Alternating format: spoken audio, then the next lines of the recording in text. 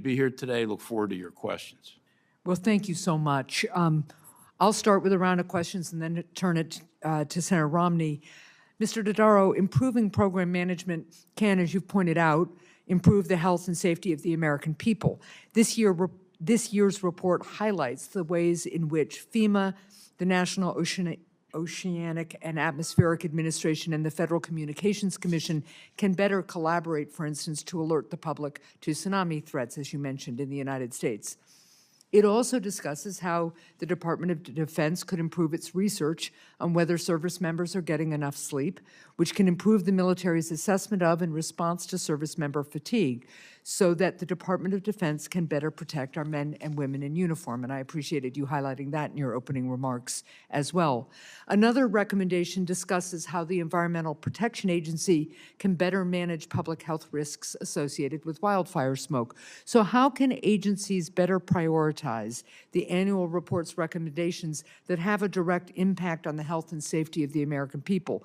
For example, do agencies need to identify leaders to spearhead implementation or shift financial resources towards these goals? Yeah, first, I think the agencies need to have accountability for implementing our recommendations. I'm pleased with some of the responses that we received. For example, in the tsunami warnings area, NOAA has a system, but their system only alerts people using wireless networks, and they use the NOAA weather radio alerts. But there are gaps in that system. But FEMA has a system for national alerts that can also use radio, television, and cable networks. But NOAA cannot connect technically, for technical reasons, to use also the FEMA system. So we said, have you ever sat down with FEMA and FCC to try to work this out? And the answer was no. So we said, you need to get together and work it out. So we've directed our recommendations to accountable officials. We're going to follow up and make sure in all these areas these recommendations get implemented. Well, I would look forward to more suggestions from you and your team about ways that we really can incentivize and steer agencies towards these kinds of priorities. They save us money, they also save lives, and they improve the quality of life and service for the American people. One of the things that I learned as governor was the importance of coordination and sharing information, both internally and across agencies. It sounds like something so obvious to do, but it is sometimes very hard to actually get people to do it. So several recommendations in this year's report relate to better information sharing within agencies or between stakeholders, as you've just talked about, to improve efficiency.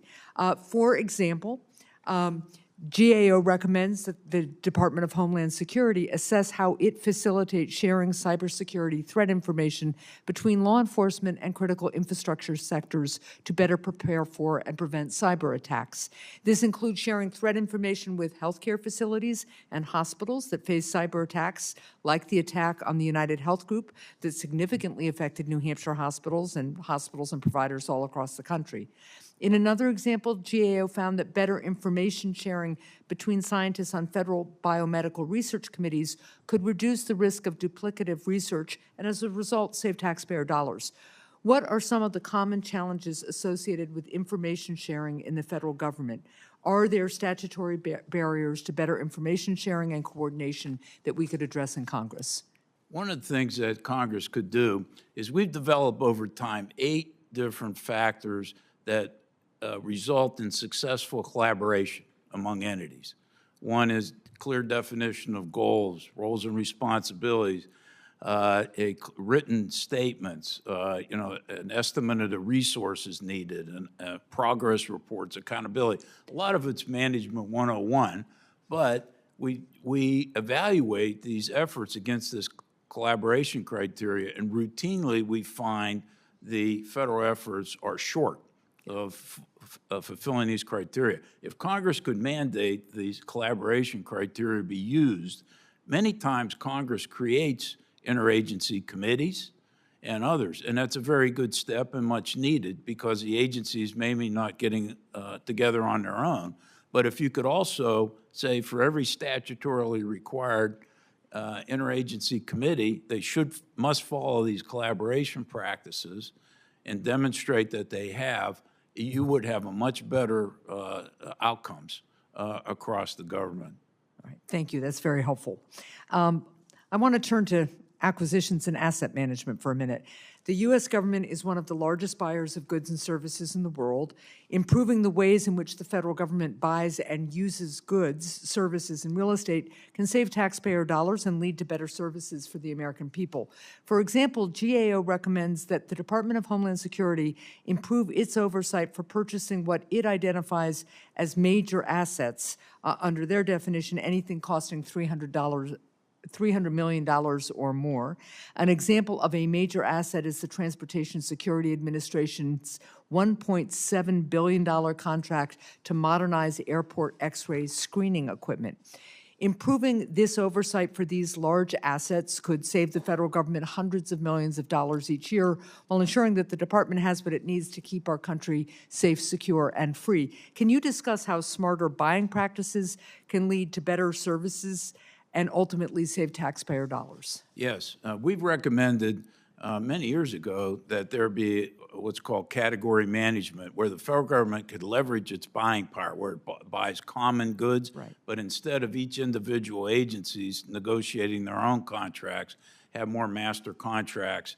And of the $667 billion that's been saved through our implementation of our recommendations, I'd say between at least 50 to 100 million of that have come from better purchasing efforts. But much more could be saved. This is still an untapped area, and we're encouraging OMB to work with the agencies, set more aggressive targets, cover more areas, and to get better results.